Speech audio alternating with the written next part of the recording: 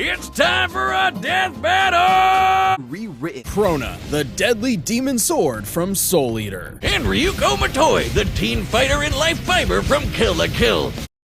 Before the video begins, according to YouTube statistic, only a small percentage of you guys that are watching this are actual subscriber. If you like this video, feel free to hit the subscribe button, it's free, and you can change your mind. Enjoy the video.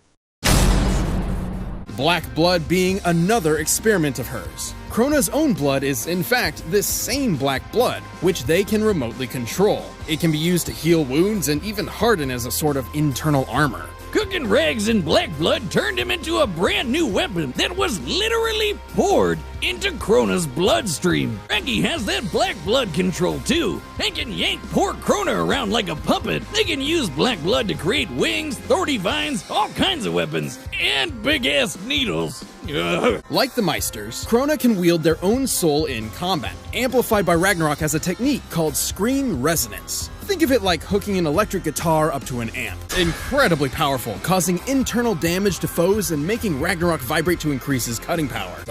Yeah, Ragnarok can absorb the souls of dead people, and supposedly enough souls will turn Crona into the Kishin. So they went around slaughtering hundreds of people. As a pawn in Medusa's mission, Crona gained several levels of new potential. Notably, after gaining or absorbing the powers of the monstrous Black Clown, the demon tool Brew, and even Ashura, the original Kishin. All of which increased Crona's abilities, especially the black blood. Now Crona could turn their entire body into goop, and the slightest touch could inflict madness. This madness is a corruptive effect that causes targeted variants of delusion or obsession, often spread as a wavelength. The wavelength of Crona's mad blood specifically causes violent psychosis. Crona may be a pawn, but they're a badass. They can cut through a whole ghost ship, cover the moon with sound waves, open the moon's mouth. Crona and Ragnarok have held their own against multiple Death Academy students, including Maka, Death the Kid, and Black Star. Sometimes all at once. Kid once flew from Nevada to Egypt in less than a minute, and Black Star is even faster.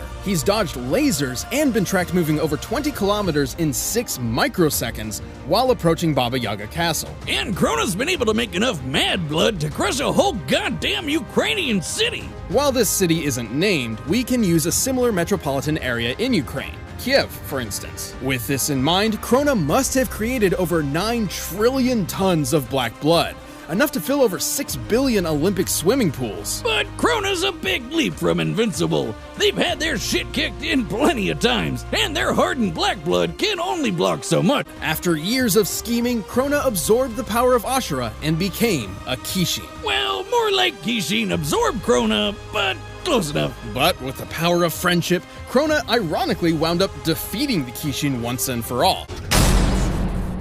Ryuko might not have known it, but the scissor blades were created by her father out of life fibers. They're actually one of the only weapons that can cut and destroy life fibers, which is important when your opponents are all using, life fibers. Anyway, with the quest of revenge and half a scissor blade, she started hunting down her father's killer.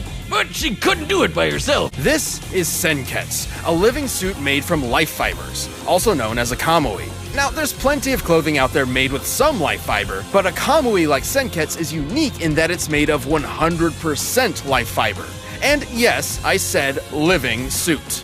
Not just anyone can wear Senketsu, as they have to successfully bond with him for the process to work. Lucky for Ryuko, she absolutely could, in no small part thanks to the life fibers infused within her body when she was an infant. As a life fiber construct, Senketsu can absorb other life fibers to increase his own power, allowing him to transform to gain new abilities. His Senjin form makes him super spiky, and his Shifu form turns Ryuko into a badass fighting rocket. He's also able to combine both the Senjin and Shifu forms for more versatility. Admittedly though, each of these transformations comes at a cost for Ryuko as they're fueled by Senketsu consuming her blood. This is most dangerous in his Berserker form that occurs when Ryuko gets too upset and Senketsu loses control. If not stopped in time, she could die from too much blood loss. But most impressive is when Ryuko straight up goes flying Super Saiyan and Senketsu turns into his Kisaragi form. It's way more powerful and uses even more of her blood. At least least having life fiber DNA means she has crazy abilities on top of Senketsu's transformations, like insane super fast healing. Basically, life fibers restore themselves so quickly that Ryuko's body starts regenerating before a blade has finished cutting through her. Unless someone is quick enough to cut through her body before this regeneration begins, she can survive almost anything. She's been stabbed and sliced tons of times, including completely in half, and even had her heart ripped out of her chest.